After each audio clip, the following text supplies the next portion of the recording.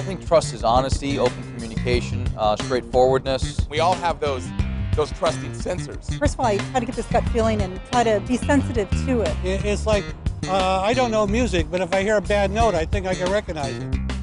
I know I can trust somebody if they look me in the eye. They don't need to stare at me, but I can see when they're just shifty. Blatant lying to my face. Body language says a lot. If they're a little too slick, they're hiding something.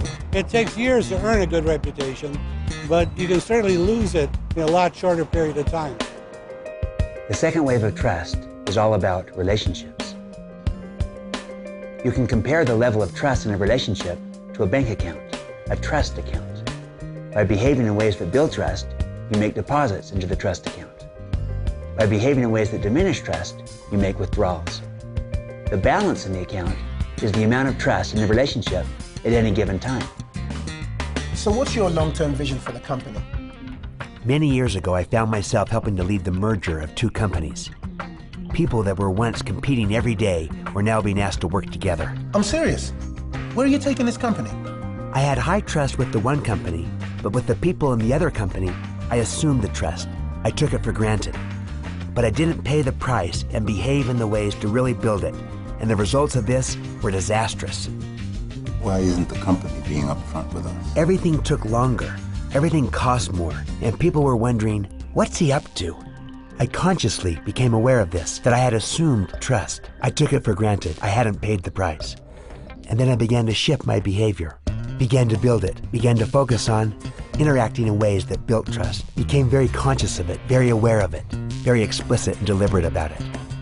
A few weeks later, we went into another meeting in which I said, we're at this meeting to talk about strategy, but what I'd really like to do is open it up to what's on your mind.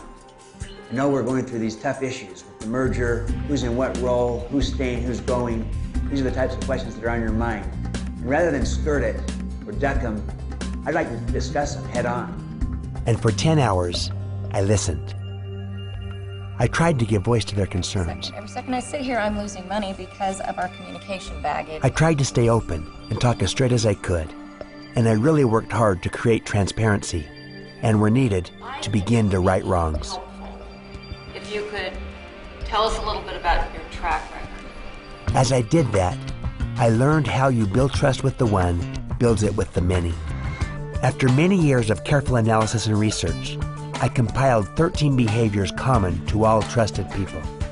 Talk straight, demonstrate respect, create transparency, right wrongs, show loyalty, deliver results, get better, confront reality, clarify expectations, practice accountability, listen first, keep commitments, extend trust. These behaviors flow out of what you are, your credibility, not what you might pretend to be. The toughest time to choose behaviors that build trust is when your trust account is overdrawn. Even then, you can only build trusted relationships by behaving your way into them. Thanks. Yeah, have a great day. Oh, actually, you gave me a little too much. Gave you too... Yeah. Right.